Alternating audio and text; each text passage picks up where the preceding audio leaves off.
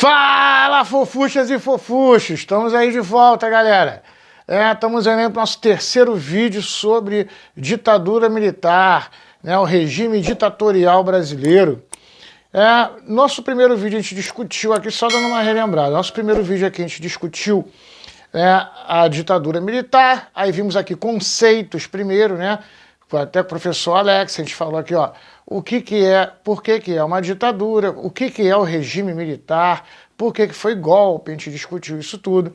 Beleza, vimos aqui depois o governo do Castelo Branco, presidente Castelo Branco, com a formação aí do AI-1, AI-2, AI-3, como veio se formando aí até a Constituição, a nova Constituição do Brasil, que é uma Constituição outorgada, foi colocada à força pelos militares, não houve aí, a Assembleia Constituinte ela não escreveu a Constituição, ela só assinou uma Constituição, obrigada pelos militares, A gente viu a construção do regime militar, a tentativa de legalizar o golpe e a ditadura, de legitimar esse golpe e essa ditadura. A gente falou aqui, sempre lembrando que a gente está fazendo ciência.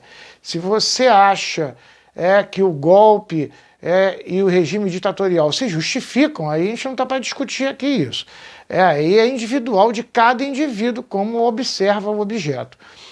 Bom ou mal, depende de quem está olhando. Se fez bem ou se fez mal, aí depende de quem está olhando. Aqui a gente está analisando friamente. Mais uma vez aqui, eu gosto sempre de lembrar isso, porque é um assunto que é delicado no sentido de que você mexe com a própria sociedade do indivíduo. A gente falou aqui no primeiro vídeo, é como fosse um médico, um cirurgião operando a mãe. Inclusive eles nem fazem isso, só que a gente aqui tem de fazer. A gente vai ter que cortar na própria carne. A gente senta aqui, coloca a nossa sociedade, a sociedade em que você vive no balcão, vamos abrir e estudar ela. Então é difícil para o indivíduo fazer ciência e separar o emocional dele com o lado científico. Tranquilo? Só relembrando aqui o que a gente falou. Agora a gente foi até o final do governo Castelo Branco e vamos começar hoje aqui vendo o governo Costa e Silva. Tá tranquilo aí, gente? Vamos lá? Vamos lá então, fofuchos, beleza? Chegamos aqui ao governo Costa e Silva, 1967 a 1969. Vimos aqui que ele vai entrar já com uma Constituição que ela foi outorgada, a gente falou aqui, vimos aqui até o AI-3, e o AI-4, lembrando aí, quase não se fala do AI-4. O que é o AI-4, André? O AI-4 aí nada mais do que a convocação de uma Assembleia Constituinte, que, na verdade, a gente falou aqui, foram os políticos que sobraram, que a gente vê aqui dos que não foram presos, fizeram uma Assembleia Constituinte, mas, na verdade, eles não escreveram essa Constituição. Essa Constituição foi escrita pelos militares e foi colocada lá, outorgada, e eles foram só e assinaram a Constituição. Beleza, o regime militar agora já está composto. O governo Castelo Branco, ele construiu essa estrutura. E entra agora o governo Costa e Silva. Vai entrar aí a troca de presidente. É importante você perceber que nesse momento aqui, quando entra o Costa e Silva, aqueles políticos de direita que apoiaram o golpe e naquela tentativa de esperar a vinda, um golpe pela democracia, vamos tirar os comunistas, entre aspas, aí, e vamos entregar a democracia de volta para os políticos de direita. Esses políticos, como Carlos Lacerda, como Fernando Henrique Cardoso, que perceberam que isso não ia acontecer, porque os militares já estavam na manutenção de ficar, já estão colocando outro presidente, esses começam a fazer uma oposição ferrenha ao governo. Então é importante a gente perceber isso aí. A gente vai ter aí, primeiro, o movimento dos trabalhadores, operariado, a gente vai falar daqui a pouco, o movimento operariado. Você vai ter os políticos agora que perceberam que o governo militar ele vai se propagar, e eles estão começando aí a fazer a campanha e principalmente o movimento estudantil. Esse movimento estudantil ele vai marcar muito. Por quê, André? É importante você entender que o movimento cultural no mundo, as coisas que estão acontecendo no mundo nesse momento, é fundamental. A gente vai dar uma olhadinha aí num vídeo que está mostrando para a gente aí um movimento hippie. Só queria antes de você assistir, para você entender o seguinte. O movimento hippie, ele é importante para a gente no sentido de você tem agora uma juventude que ela não está colada nem com a direita, nem com a esquerda. É fundamental você perceber isso. Eles são anti-ditadura, eles são a favor da liberdade. Então não interessa se é uma ditadura de esquerda, se é uma ditadura de direita. Somos contra a ditadura. As pessoas têm que ser livres, daí o paz e amor. Faça amor, não faça guerra. Eles têm uma outra visão de mundo. Então não tem como você classificar um hippie de comunista. Você não tem como chamar um jovem hippie de comunista, porque ele não tem característica nenhuma de comunista. Percebeu? Então é interessante você perceber isso. São jovens aí que estão discutindo e brigando contra os dois movimentos. Eles querem uma liberdade, é um movimento aí de liberdade social. Então vamos dar uma olhadinha no vídeo para entender quais são esses movimentos que estão acontecendo no mundo nesse momento aqui. Vamos lá? O ano de 1968 é marcado por profundas mudanças na sociedade mundial. O movimento hippie, que abusava da psicodelia, tomou conta dos jovens. Com o lema Paz e Amor, pregavam a liberdade sexual. Esta liberdade ficou forte com a chegada do anticoncepcional e principalmente com o movimento feminista de Simone de Beauvoir. O lema Faça Amor, não faça guerra lutava contra qualquer tipo de ditadura e autoritarismo, fosse capitalista ou comunista. Aqui no Brasil, esse movimento ficou conhecido como a Tropicália. Outra força da época foi o movimento de direitos negros, chamado Black Power.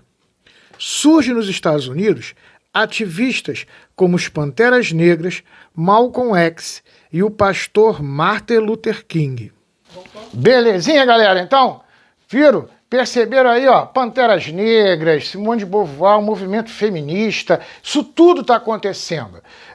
As pessoas querem liberdade, percebeu? E a discussão você está tendo ditadura comunista, ditadura socialista lá fora, você está tendo ditadura capitalista pelos norte-americanos, eles estão lutando contra isso tudo, não é? Você não tem como classificar eles, tanto que você tem movimentos de jovens pela liberdade, hippies e movimentos feministas em todos os países se revoltando. E não só em países capitalistas, como em países socialistas também. Há essas revoltas populares. De jovens lutando por liberdade. Então, esse movimento é contra os dois sistemas, tá? Tranquilo? Então você entendeu esse processo aí e você viu que isso tudo está acontecendo e como isso está colocando os militares em xeque. As pessoas estão querendo o fim da ditadura, percebeu? É importante a gente entender isso. Então aqui, ó, os grandes acontecimentos aqui que tem no governo do Costa e Silva. Vamos dar uma olhada aí. Primeiro, o Plano Nacional de Comunicações. A ampliação de emissoras de TV melhora o sinal. Primeira coisa que você tem que entender é o seguinte.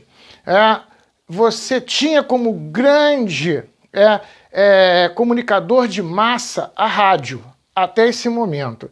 Eram jornais e a rádio. O rádio era o equipamento da classe média. A classe média, o C. A classe média baixa. A maioria das pessoas tinham esse equipamento em casa. Para você ter uma televisão em casa, até esse período não era comum você ter uma televisão em casa. É nesse momento aqui que a gente vai estar discutindo agora, a gente vai falar daqui a pouco, sobre aí o milagre econômico, em que a televisão vai chegar em todos os lares. Em todos os lares que a gente fala assim, vira um equipamento da classe média baixa. O celular, aí para quem aí, vocês são jovens e não pegaram muito isso, mas o pai de vocês pegaram. É um momento em que, quando surge o celular, é coisa de rico. E hoje todo mundo tem celular. Então existe um momento em que o equipamento ele surge, é só para uma elite, e depois esse equipamento, a gente vai falar aqui hoje, esse equipamento vai chegar para a classe C. Esse equipamento chega agora para a classe C, a televisão, mas só que a transmissão de sinal era muito ruim, principalmente no Rio de Janeiro, então. Que você tem um monte de morro e tal, você tem que ter retransmissoras. Então você tinha que ter aí o UHF para poder captar imagens. Era muito complicado. É nesse momento que se melhoram os sinais no Brasil, esse movimento, esse Plano Nacional de Comunicações, é para você colocar aí uma transmissão via satélite no Brasil, onde que as pessoas pudessem assistir a televisão em vários pontos do país. Então a televisão começa a se popularizar realmente aqui. Ela se torna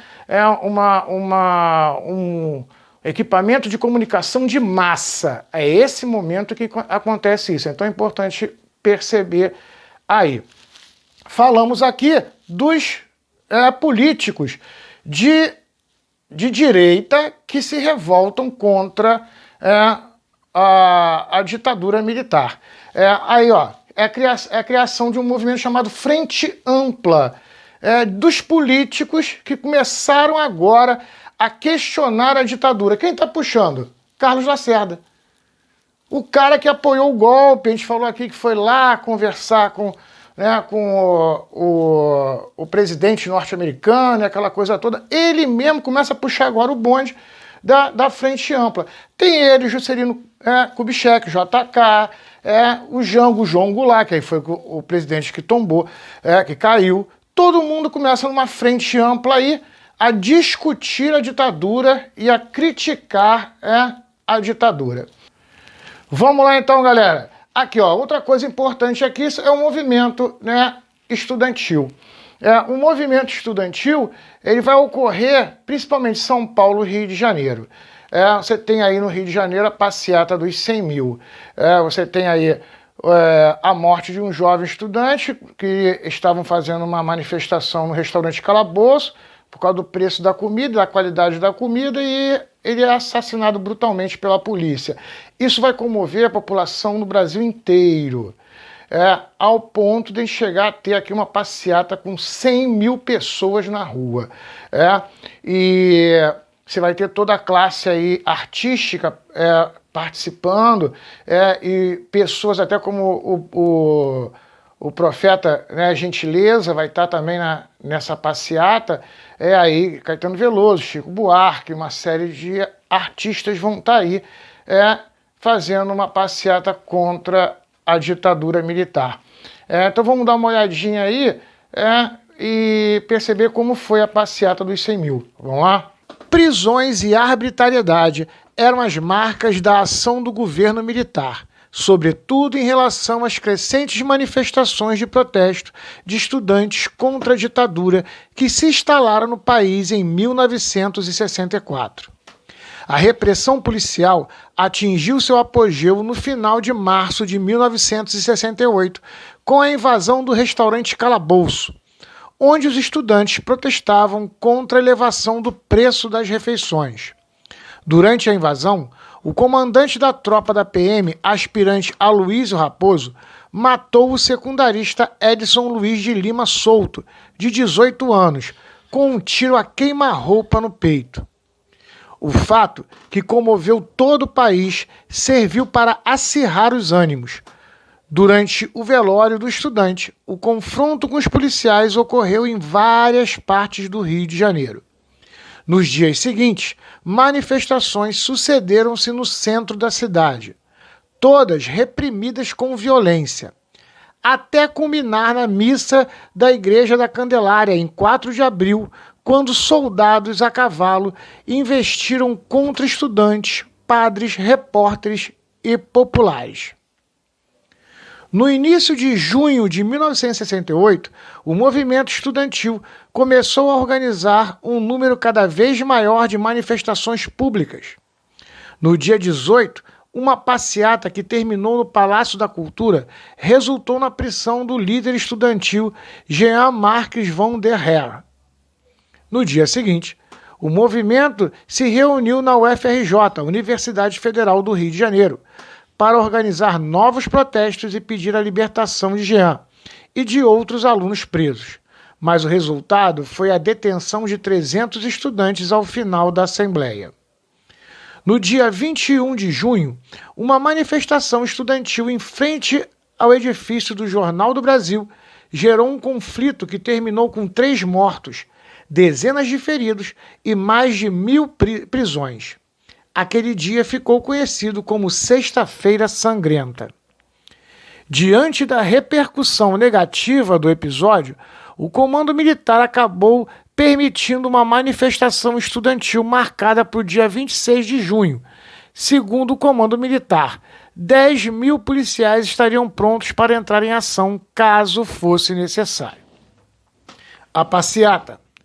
Na manhã, no dia de 26 de junho de 1968, estudantes, artistas, religiosos e intelectuais se concentraram nas ruas do centro do Rio de Janeiro. Entre eles, artistas Eva Vilma, Tônia Carreiro, Odete Lara, Norma Bengel, Cacilda Becker, Chico Buarque, Caetano Veloso. Às 2 horas, iniciaram uma passeata com cerca de 50.000 pessoas.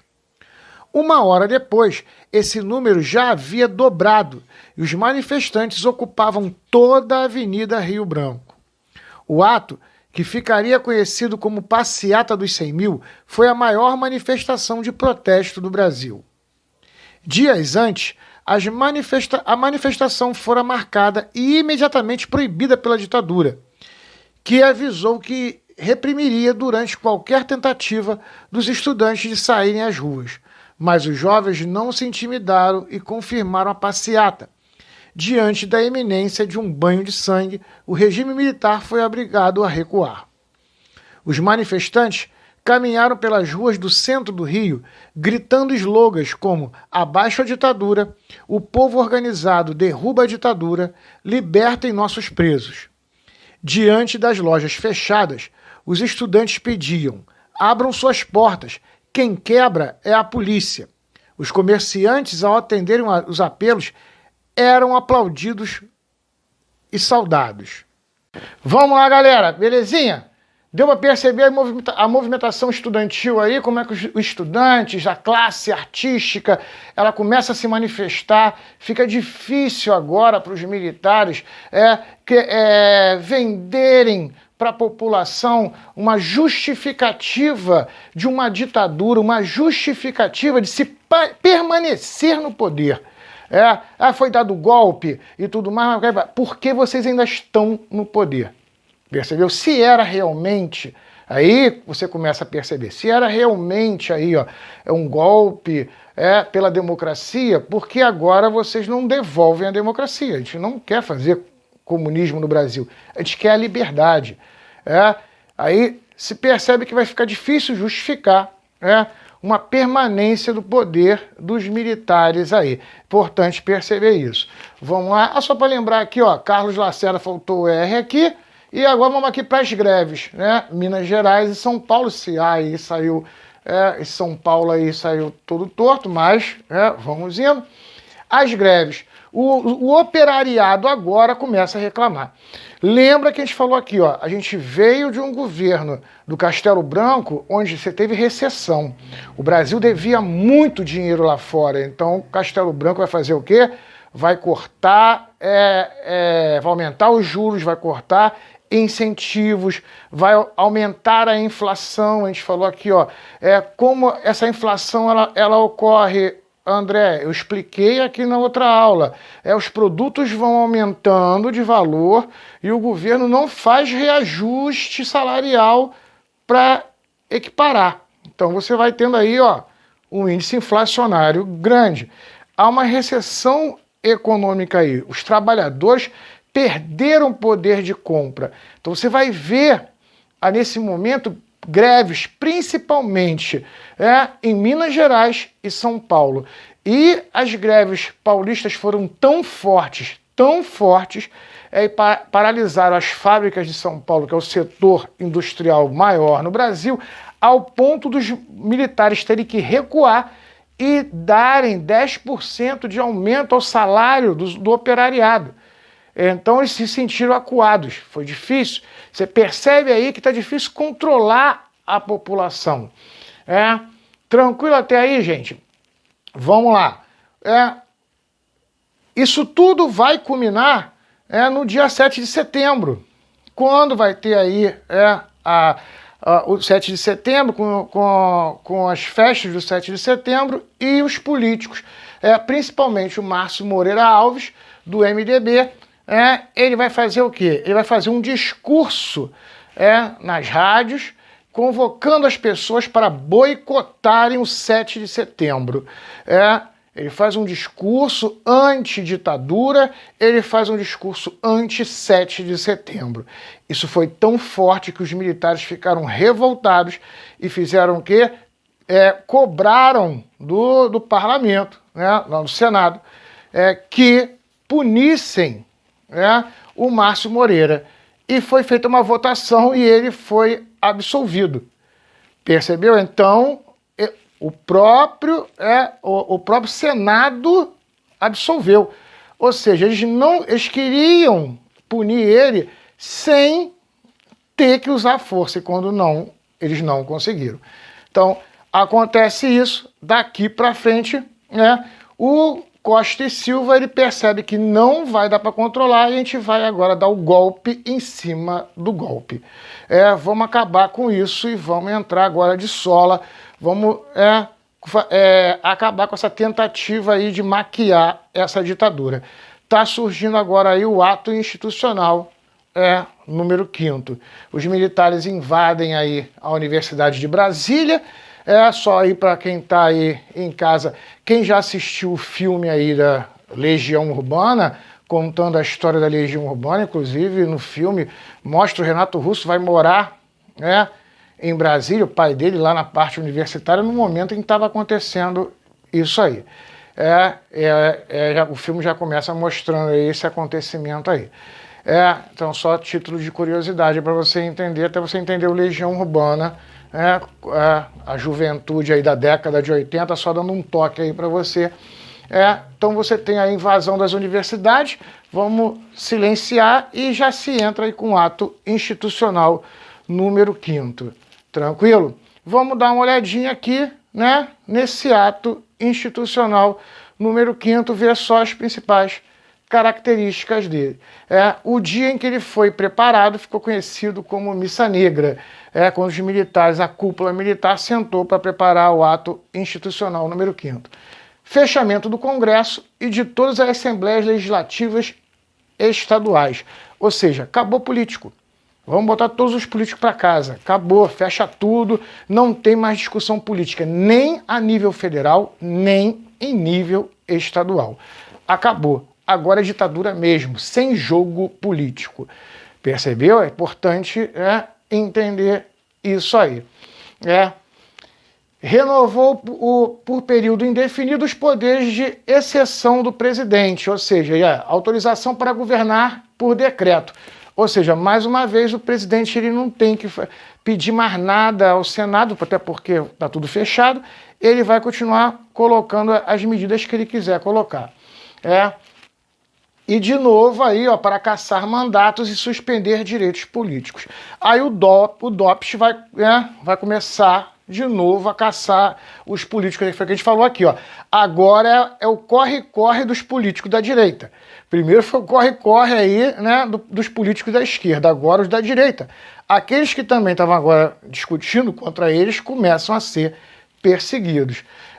Isso ficou tão forte, e o DOPS começa aí a matar, a prender, torturar as pessoas, e como isso aí era perigoso, porque lá fora a imagem do Brasil ficava ruim, lembre-se sempre aqui, ó. Estamos fazendo aqui, ó. Olha para fora do país, olha para dentro. Lembre-se, você tem bolsa de valores, por isso eu expliquei, a gente falou sobre bolsa de valores e tudo mais. Se você coloca o dinheiro num país onde você tem uma ditadura que está fazendo tortura, que isso, aquilo, lembra da maquiagem? A maquiagem caiu. Então, as pessoas estão vendo que aqui tem uma ditadura e ela agora está velada. Então, é uma tentativa ainda de frear um pouco isso.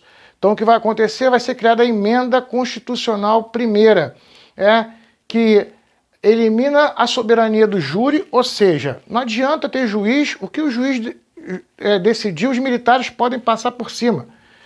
Percebeu? Então, colocam na Constituição isso, porque não interessa o que o juiz, então você pode julgar tudo que no final os militares que irão decidir. E principalmente aqui, ó, a pena de morte em tempo de paz. Só para lembrar aqui, aquele discurso de que estamos vivendo uma guerra psicológica dos comunistas tentando dominar o planeta, então se estamos em uma guerra, há justificativa de ter pena de morte. Percebeu? Isso é por quê? Porque se o cara morre, em algum momento você pode justificar ali que foi uma pena de morte, ele foi julgado e tudo mais. Só um parêntese aqui, gente. Primeiro, olha só, existiram torturas, muita gente morreu. A gente na próxima aula, esse período que a gente chama de anos de chumbo, que é um momento em que o AI-5 ele vai estar ocorrendo, onde você vai ter a perseguição e a tortura de várias e várias pessoas no Brasil. A gente vai discutir isso na próxima aula. Por quê? Porque é um período, a gente vai pegar na próxima aula o Garrastazu Médici. Então o presidente Médici é onde isso mais vai acontecer. Então eu vou deixar essa discussão do DOPS e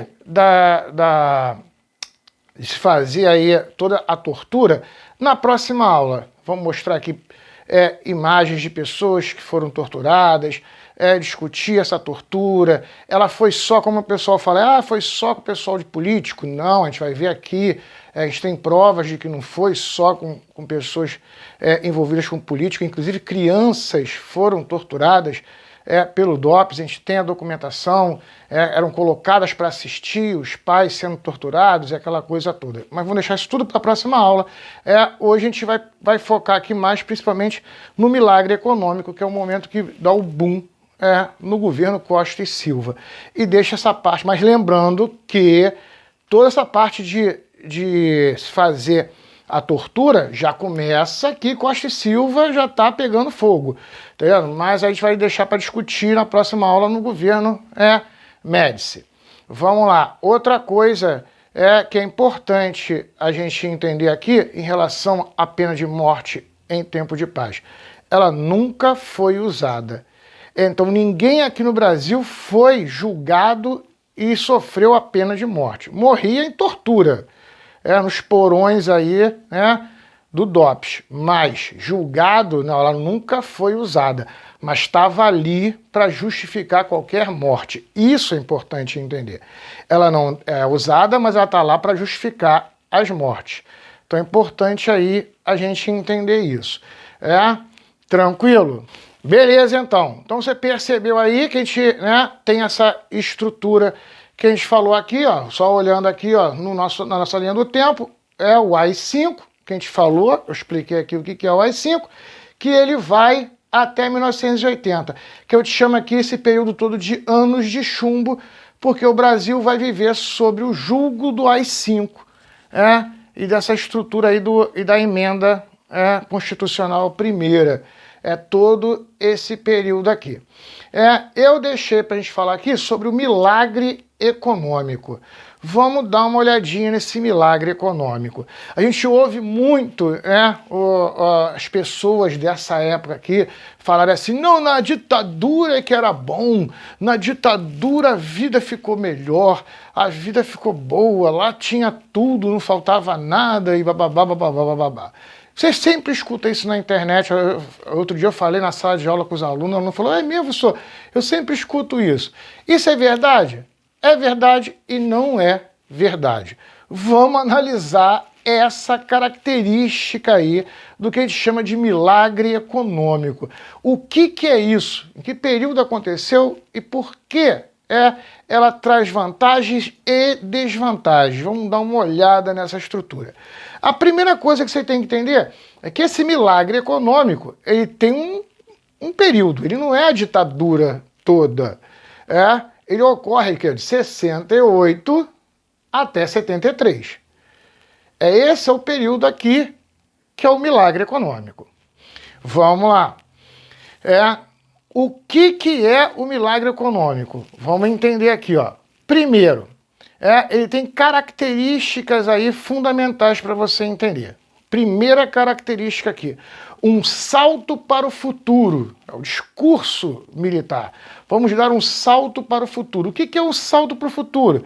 Eu até brinco na sala com o aluno. Você e teu contatinho estão querendo morar juntos, os dois estão duros, o que vocês fazem? Aí já está duro mesmo, vamos fazer o seguinte, vamos pegar empréstimo, cartão de crédito, vamos encher o bolso de dinheiro, emprestar, se endividar e tentar abrir uma lanchonete. Se der certo, a gente sai da miséria. Se não der, a gente vai para o buraco.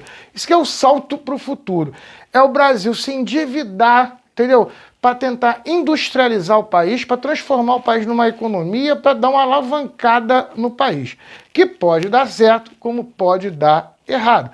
Porque a gente falou aqui, você pegou, foi lá, abriu um food truck com o teu contatinho, com o teu namorado e deu certo, você deu um salto para o futuro e deu um salto que funcionou. Se não funcionar, você está cheio de dívida e se arrebenta. O Brasil ele vai se arrebentar, que em 73 acaba esse sonho. Tanto é fundamental você perceber isso, que a gente vai estar falando aqui dos outros presidentes, que de 73 para lá, quando se percebe que o Brasil não conseguiu dar o salto para o futuro, e quando se percebe que o Brasil agora vai cair numa dívida monstruosa para ser paga, é o momento em que os militares começam a preparar para deixar a cena. O Geisel já é o presidente da abertura política, que a gente vai estar falando aqui, e aí o Figueiredo é o presidente que vai entregar de novo o Brasil à democracia. Então aí, ó, a derrota aqui do milagre econômico é que leva o Brasil a voltar a uma democracia. Então você já entendeu aí que isso está acontecendo por super empréstimos, inclusive o nosso ministro da Economia aqui, o Delfim Neto, esse ministro, ele começa a fazer empréstimos com os norte-americanos, com os sheiks árabes, e nessa época, até eu falo para os alunos, tinha acabado de surgir um avião jumbo, que era um avião monstruoso, era o maior avião que tinha, carregava quilos e quilos e quilos de produtos, de equipamentos, então eles apelidavam os empréstimos de empréstimo jumbo, agora está vindo milhões para o Brasil. O que é isso? Pegar esse dinheiro para investir no país, para tentar desenvolver o país. Então, no primeiro momento, você tem uma entrada de dinheiro no país, você tem uma melhora econômica aí, percebeu? Então você está entrando dinheiro aqui, Só que aí você tem que lembrar outra coisa. A gente viu aqui no governo Castelo Branco que o governo Castelo Branco ele tirou aquela lei de remessa de lucro. Então o dinheiro ele entra fácil no país e ele faz o quê? Sai fácil do país. A gente discutiu isso. Então no momento ele entra, as pessoas, os grandes empresários internacionais aqui ganham dinheiro, eles fazem o quê com o dinheiro? Vai embora. Então o país, num primeiro momento, enriquece e num segundo momento ele empobrece. Então você tem que entender essa estrutura. Tranquilo até aí, gente? Então você primeiro percebeu aí, só para a gente amarrar isso. Esse milagre econômico está acontecendo pela entrada de muito capital dentro do país. Porque o Brasil está fazendo muito empréstimos com Delfim Neto, empréstimos jumbo. Porque o Brasil agora está aberto à especulação financeira desde o governo Castelo Branco, que a gente falou aqui. Então essa circulação de capital dentro do país é muito forte. É importante você compreender essa estrutura financeira do país. E o terceiro coisa importante é a vinda da indústria internacional para cá. A nossa industrialização é uma industrialização transplantada. Eu até na primeira aula falei, e agora vamos tocar aqui de novo. Eu falei assim, ó, 2 países pobres que ficam orbitando nas economias internacionais. Brasil com os Estados Unidos, e eu falei aqui, ó, a China com a União Soviética. Eu dei um exemplo de país pobre da esfera do sistema solar, né, capitalista, modo de produção, e um país pobre do sistema solar socialista, modo de produção. Todos os 2 países pobres, todos os 2 países que ficam orbitando na economia e na tecnologia dos países mais fortes. Todos os 2 países com uma ditadura militar. Tanto a China quanto o Brasil. Só que a gente falou aqui, na China de Mao Tse-tung, ele aproveita a tecnologia soviética e o dinheiro soviético para investir numa tecnologia e numa indústria chinesa nacional. Isso é importante por quê? Porque a China desenvolve sua própria tecnologia, desenvolve sua própria indústria e hoje virou ao contrário. Hoje a antiga União Soviética, a Rússia, fica orbitando a economia e a tecnologia chinesa. Tranquilo? Vamos para cá agora para o Brasil. Por que eu dei o exemplo aqui socialista? Que aí você vai entender aqui o Brasil. Os militares no Brasil, com a ditadura, eles pegam dinheiro emprestado, eles pegam tecnologia, mas essas empresas são internacionais. Elas não são brasileiras. Então esses empresários vêm para cá, produzem mercadoria aqui, vendem aqui, pegam a riqueza e fazem o quê? Vão embora com a riqueza. Então o país empobrece. E o país não tem a sua própria tecnologia. Ainda continua dependente de uma tecnologia internacional. É um momento que chega no Brasil a grande indústria automobilística, que a gente chama de fábricas de automóveis, mas não são montadoras, os carros são fabricados lá e vêm para cá como se fosse um Lego para ser montado aqui, entendeu? Você tem a indústria de eletrodomésticos brancos. Foi o que eu falo na sala de aula. Para pensar, eu sempre falo assim, ó, para pensar numa casa sem geladeira, sem fogão, sem televisão, sem liquidificador, sem máquina de lavar, percebeu? Isso tudo não existia para a classe C, para a classe média baixa, que somos nós. Eu, quando era moleque, lembro quando chegou na minha casa a geladeira. Eu lembro quando chegou na minha casa a televisão colorida. Todo mundo ficou assim, E, tirando esses eletrodomésticos aqui, ó, principalmente fogão, geladeira, liquidificador, máquina de lavar, que era o tanquinho, né, que eu chamo hoje de tanquinho, e o aparelho de som, 3 em 1, tava chegando aí, chega os automóveis também, que a gente falou aqui, ó, o Fusca, a Brasília, a Volkswagen, a Fiat 147, o Opala, a Chevrolet, a Volkswagen, Ford, a Fiat e a Chevrolet, as 4 grandes montadoras estão chegando no Brasil, os automóveis estão tomando conta. Eu até falo para os alunos assim, ó, só rico, muito rico, que tinha 2 eletrodomésticos que era característica de rico. Durante muito tempo foi telefone fixo de dentro de casa, aquele telefone era coisa de rico. Eu lembro que meu pai vendeu um carro para comprar um telefone. Que as pessoas iam lá em casa, também fazia café, e as pessoas tiravam foto com o telefone na mão, porque era coisa de rico. Meu pai conseguiu comprar um telefone, vender um carro para comprar um telefone. E outra coisa era o ar-condicionado.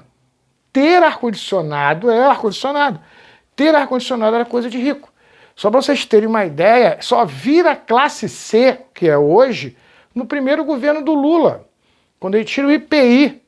Eu lembro quando eu comprei o meu ar-condicionado, eu fui no Carrefour comprar, vai ser a briga. Quando botava o ar-condicionado, a galera agarrava, desesperado para levar.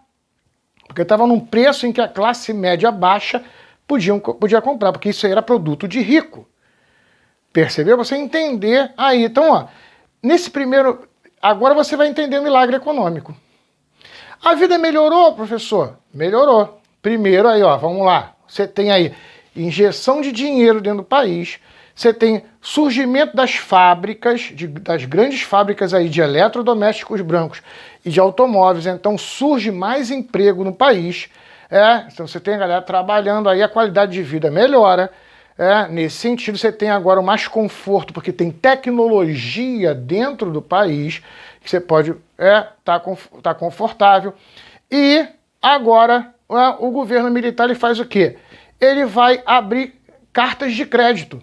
Pode comprar em 50 vezes, em 40 e poucas vezes. Ou seja, você vai agora na Ponto Frio, na Arapuã, você vai na Mesbla, nessas lojas, o que hoje seria Ricardo Eletro e Casa Bahia.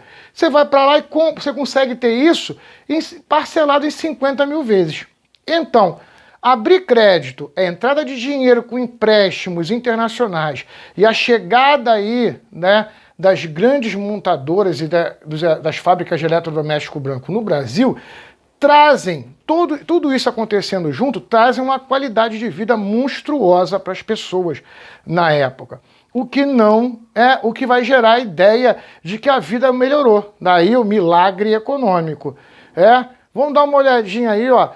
Nos comerciais, é engraçado, só para você prestar atenção, você tem um comercial aí com Tarcísio Meira e a esposa dele, o outro comercial é com o seu Rolando Lero, da escolinha, do professor Raimundo, e o outro com o Jô Soares, todos eles aí comerciais da época. Dá uma olhadinha aí. Depois vocês dizem que nós demoramos. Eu já estou pronta. E eu também. Ué, e essa calça? Ora, meu bem, essa é roupa com duas calças que só a Ducal tem. Uma calça para usar com terno e a outra para uso esporte. Em Nikron ou Tergal, a roupa com duas calças da Ducal é mais elegante, mais econômica, mais versátil. E pelo crédito profissional, basta trabalhar para comprar na Ducal. Aqui está ela, gente. A Variant Volkswagen 1600.